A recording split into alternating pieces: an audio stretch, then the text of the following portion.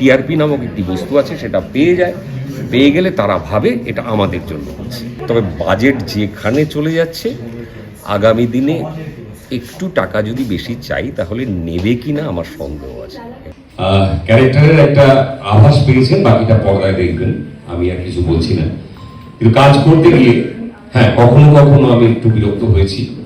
অনুপ কুমার, তরুণ কুমার, সাবিত্রীদির সঙ্গে সেদিনও আমি কাজ করেছি, মাধবীদি, এদের দেখলে আমরা যথেষ্ট হয়ে যাই, মানে আমরা দাঁড়িয়ে পড়ি দেখলে পরে, কারণ সিনিয়র একজন আর্টিস্ট। আর আজকে এরা রিল করে, মানে সেটে এসে জিজ্ঞেস করে, ও রিল করছে, ডিরেক্টর তার কথা বলছে, কেউ শুনছে না। তারপর যখন বললো এই চল মনিটর কর, তখন বললো হ্যাঁ কোনটা যেন করতে হবে, কী যেন করতে হবে, আচ্ছা কী করছি যেন, মানে আকাশ থেকে পড়ছে তারা। টিআরপি নামক একটি বস্তু আছে, সেটা পেয়ে যায়, পেয়ে গেলে তারা ভাবে এটা আমাদের জন্য হচ্ছে। দাদা, তুমি যখন এই হোমওয়ার্কের কথাটা বললে, আরেকটা জিনিসও হয়তো তুমি শুনেছো যে একটা সময় ছিল অডিশন, থিয়েটার যারা করছে তাদের থেকে বাছাই করে মনোনয়ন করা হতো। এখন এই ইনস্টাগ্রাম এবং রিল ভিত্তিক, ফলোয়ার ভিত্তিক অভিনেতা অভিনেত্রী সিলেক্ট করা হয়।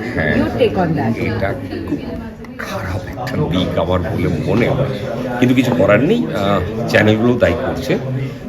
আমরা কোনো রকমে আছি, সিনিয়র মানে ওই বাবা মা কাকা জ্যাঠা দরকার হয় বলে আছি।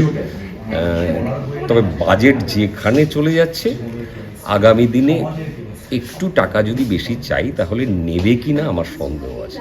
এটা এই ক্যারেক্টার হলেও নতুন খুঁজবে, সেদিন হয়তো আসছে এবং সেটা হবে আমাদের পক্ষে দুর্দিন আর কি। কিন্তু এখনও অবধি নিচ্ছে, তার জন্য কৃতজ্ঞ আমি চ্যানেলগুলোর কাছে, কৃতজ্ঞ ডিরেক্টরদের কাছে এবং যারা লেখেন তাদের কাছে যে আমাকে কাস্ট করছেন এখনও। আচ্ছা, চরিত্রটা সম্পর্কে যদি একটু বলেন। এটা না দেখলে বোঝা যায়, সিরিজটা দেখতে। খুব সিরিয়াস একটা চরিত্র কি?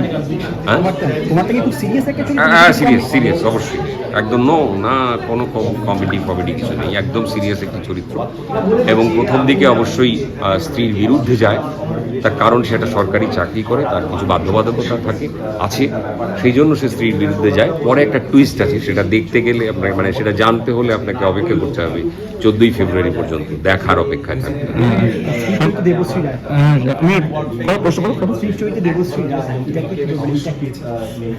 দেবশ্রী খুব ভালো অভিনেত্রী, এটা আর বলার অপেক্ষা রাখে না, আপনারা অনেকদিন ধরে দেখছেন, এখানেও ও ভীষণ ভালো। আর অবশ্যই আমি ধন্যবাদ দেবো সৌরভ চক্রবর্তীকে এবং ঈশিতাকে, জানা প্রস্তাবটা আমার কাছে নিয়ে এসেছিল এবং এই রোলটার জন্য আমাকে সিলেক্ট করেছে। আর ধন্যবাদ দেবো অবশ্যই হইচইকে, যারা মেনে নিয়েছেন আমাকে এই চরিত্রে। আর এই যে ওয়েব সিরিজটার ইউএসপি বলে কোনটা হতে পারে বলে তোমার এখন মনে হচ্ছে? একদম হাটকে কাজ আছে, সেটা একটা একদম অন্য ধারার একটা সিরিজ। এই ধরনের গল্প নিয়ে সিরিজ হয় না, ফলে সেটা একটু তো আছেই, ইউএসপি তো সেটাই হওয়া উচিত। এবং অবশ্যই যারা কেমিস্ট্রিকে ভয় পান তারা দেখবেন, আমি তো ভীষণ ভয় পেতাম ছোটোবেলায়, আমি ওই গ্রুপে পাস না থাকলে পাসই করতে পারতাম না, অঙ্কে এত কাঁচা ছিলাম। যারা ভয় পান তারা একটু দেখবেন যে অনেক সহজ করে কেমিস্ট্রিকে বলা আছে, কেমিস্ট্রিকে বোঝানো আছে। তোমার কি এখন ভয় কেটেছে আফটার কেমিস্ট্রি মাসি করার পর দাদা? কেমিস্ট্রির প্রতি একেবারেই না, আমি এখনো ভয় পাই।